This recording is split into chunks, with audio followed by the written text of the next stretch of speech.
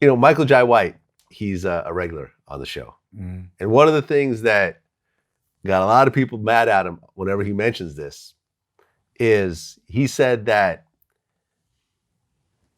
he could have beaten Bruce Lee in a fight.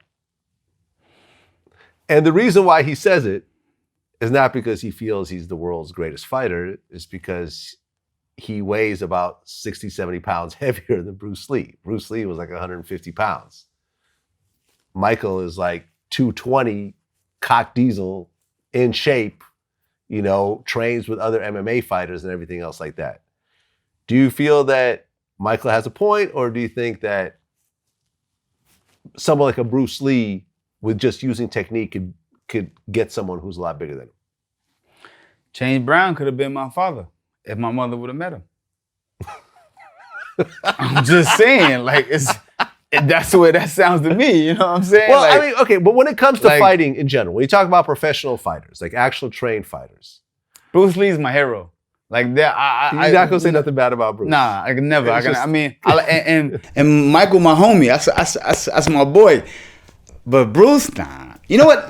He's probably the first person that I've ever heard take a shot at Bruce. I've never heard nobody say, yo, I could beat Bruce. I never heard that. If he said that, I guess I don't know if he said it, but if he said that, he said it. He said it on camera on Vlad TV. I've never heard nobody say they could beat Bruce Lee.